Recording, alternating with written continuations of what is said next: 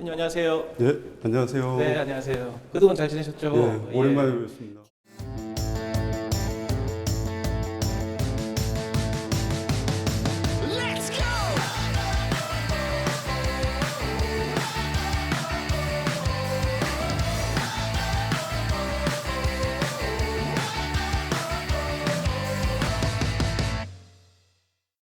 어떻게 지냈을까요, 요즘?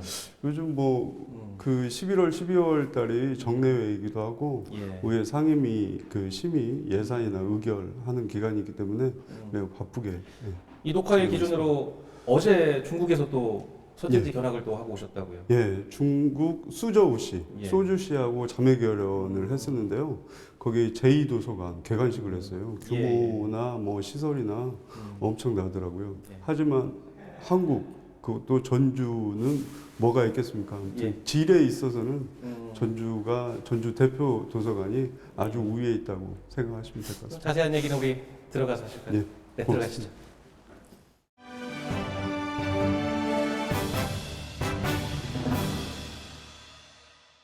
자, 의원님 거의 1년 만에 또다시 이렇게 마주 앉았습니다. 예. 이번에는 본회의장이 아니라 이제 여기가 위원장실이죠. 예. 저희가 이제 전주 현안에 대해서 본격적인 얘기를 좀 나눠보죠. 예. 행정위원회 위원장님을 맡고 계신데요. 예. 주요 업무 중에 하나가 전주시 공유재산 처리 문제인데 예. 이 현황이 지금 어떻게 되고 있나요? 2020년도 정기분 공유재산 관리 계획안을 이번에 이제 안건에 올렸고 예. 동의를 구한 사항인데 총 15건의 동의안에 대해서 저희가 동의를 해줬습니다. 그 첫 번째로 대표적인 게 전주 평화동 권역, 전주 남부권이죠. 남부권에 청소년 수련 시설이나 청소년이 이용할 만한 시설이 없었어요. 그래서 그 국민체육센터 맞은편에 예. 토지를 매입을 해서 시설을 짓는 걸로 결정을 했고요. 예. 그 다음에 지금 효자 일동에 있는 노인취업센터나 노인회관이 굉장히 규모나 어르신들의 접근성이 굉장히 힘들어요. 그래서 이 진북동 그 건물을 매입을 해서 리모델링 하는 게 있고요. 예. 그 다음에 에코시티 내 복합문화 센터를 건립을 하는 사업에 대해서 저희가 동의를 해줬습니다. 실제로 에코시티 같은 경우에는 아파트는 많이 지어져 있지만 거기에 있는 주민들이 이용할 수 있는 시설이나 이런 게 많이 부족하거든요. 예. 그래서 그런 부분, 그다음에 중인동 그 시내버스 종점의 회차지, 그다음에 전주푸드 직매장, 예. 그 직매장을 개설하는 부분에 대해서 표천 지점에 토지를 매입해서 신축하는 걸로. 예. 2020년도 공유재산 관리 계획안의 사업 내용들을 보면 내년도 전주시의 사업들이 보인다라고 말씀을 드리고 싶습니다. 중요하죠. 예. 네, 공유재산을 어떻게 또 활용할지 예. 또 필요한 부분이 어떤 건지 시민들이 그런 것들을 좀 따져야 되기 때문에요. 예. 그 서두에 좀 말씀하신 부분이 있지만은 그 12월 20일에 중화산동에 시립도서관이 개관을 합니다. 예. 네. 근데 이게 의원님의 공약 사항이기도 하죠. 지역구이기도 하고요. 중화산 도서관이 좀 상징적인 게 있습니다. 그러니까 뭐냐면 전국 최초의 아까 그 좀 전에 말씀드린 트윈 세대 공간을 230평 규모로 해서 3층에 만들어져 있고요. 그다음에 전주 시립 도서관의 기능을 중화산 권역에 접목을 시킴으로써 보다 양질의 서비스를 제공할 수 있는 거고요. 예. 그다음에 유일하게 전국 전라북도 최초의 칸막이 없는 열람실이 굉장히 많아서 딱딱한 구조였잖아요. 그렇죠. 칸막이 없는 공간으로 구성을 했습니다. 그래서 개관하기 전부터 타 지자체에서 벤치마킹을 하려고 한 200명에서 300명 정도 방문을 해서 개관하기 전에 방문을 해서 시설 견학을 하고 이렇게 돌아간 케이스거든요. 인근 주민들의 그 독서 삶의 질 향상이 예. 높아질 것으로 기대가 됩니다. 예. 어쨌든 공약을 지키셨네요. 힘들었습니다. 네. 이게 공약을 보니까 2014년도 그러니까 지금 말고 그 전 의회 출마하실 때 그때 낸 공약인데 맞습니다. 거의 6년? 6년 만에 한 거고 실은 예산이나 그 토지 매입하는 과정이 굉장히 힘들었어요. 당초에 이제 국비 같은 경우에도 20억 이상 좀 받아봐야 되는 거 아니냐 의회에서. 그때도 이제 행정위였는데요. 제가 문경에 있다가 후반기에 도서관 때문에 행정위로 적을 옮겼어요. 예. 공약을 반드시 실천해야 된다는 일념하에. 예. 네. 그래서 도서관 개관한다고 하니까 너무 뿌듯하고 좋기도 하고 정민들한테 이제 고개 좀 들면서 좀 달려야 돼. 어쨌든 뭐 고생하셨다는 말씀을 좀 드리고요. 예. 자, 또 의원님께서 중점적으로 추진했던 부분이 그 시 주요 정책에 있어서 민간 전문인을 활용하자. 예. 이런 내용 5분 발언도 하셨고요. 예. 지난번 방송 때도 제가 말씀했던 걸로 기억이 나는데요. 예. 지금 어떻게 되고 있죠? 전주에서 팔북예술공장하고 천만그루 총괄 조경 관련해서 전문가를 영입해서 사업을 실시하고 있는데 굉장히 그 전국적으로 호평을 많이 받았어요. 그리고 실제로 행정의 영역이 갈수록 확대가 되어 가잖아요. 그러면 그 행정의 정책과 방향 설정이 매우 중요하다. 그래서 우수한 인재를 민간 전문가를 영입을 해서 행정과 융합할 수 있는 시스템을 만들어야 된다. 그래야 어떤 국가 공모 사업이나 여러 가지 정책 공모 사업에 선제적으로 대응을 할 수 있다라는 거고요.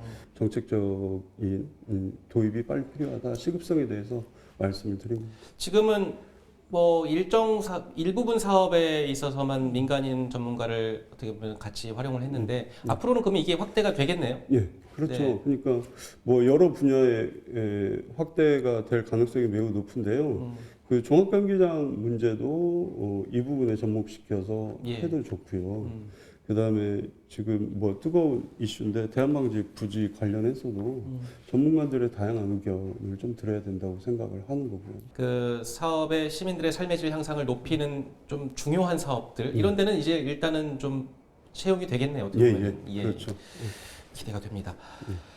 그리고 또 의원님께서 지난 방송에서 약속하신 게 하나 있습니다. 네.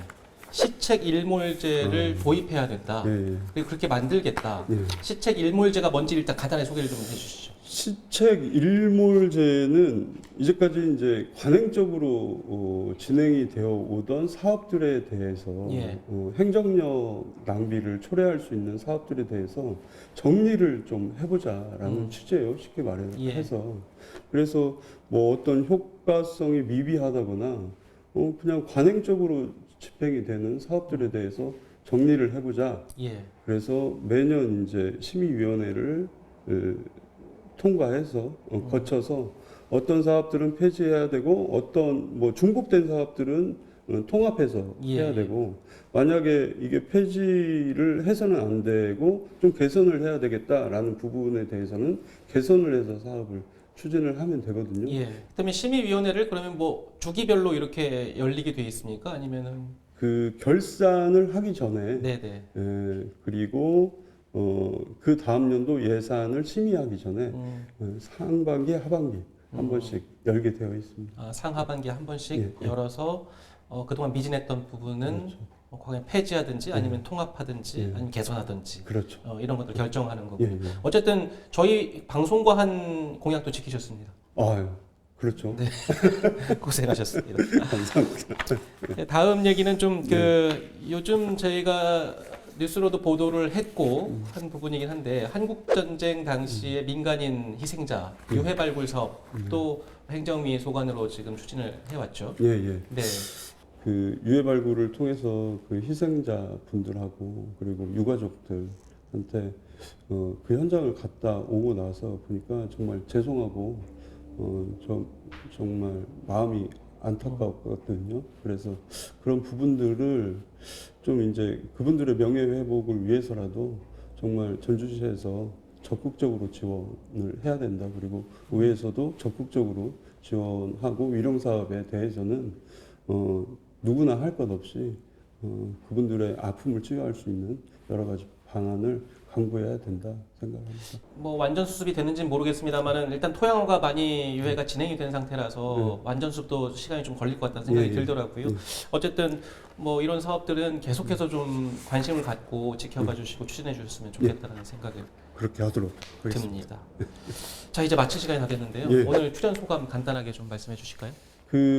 올 초에 방송에서 제가 말씀드렸던 여러 가지 뭐 조례나 사업들에 대해서 꼭 이렇게 엄상희 기자님 티브로이드에서 저를 또 이렇게 감시하는 것 같이 네, 그래서 아무튼 약속은 다 지켰다 말씀드리고요. 이 약속이 선행되었던 여러 가지 조례나 사업들에 대해서 지속적으로 관심을 가지고 감시하고 비판, 견제하면서 의정 활동하도록 하겠습니다. 그리고 뭐 의원이 꼭 전주시가 뭐 잘못한 거에서 비판하고 감시하고 견제하는 게 아니거든요. 예. 또 잘하는 부분에 대해서는 칭찬도 하면서 같이 협치를 할 수 있는 그런 의원이 되도록 노력하겠습니다. 네, 저도 의정 돋보기를 하면서 일단 그 두 번째로 모신 거는 이제 김진옥 위원장님, 도시건설위원장님 다음으로 이제 두 번째 모신 분은 두 명밖에 없는데 네. 사실 이렇게 의정 돋보기를 통해서 전에 방송에 했었던 이야기들이 얼만큼 또 추진이 됐는지 결과물은 어떤 게 있는지 이런 것들을 또 이렇게 공유해 볼 수 있는 시간이어서 의정 돋보기의 취지와 맞았다라는 생각이 의원님과 대화를 통해서 느꼈습니다. 예. 감사합니다. 어쨌든 오늘 말씀 감사합니다. 예, 고맙습니다.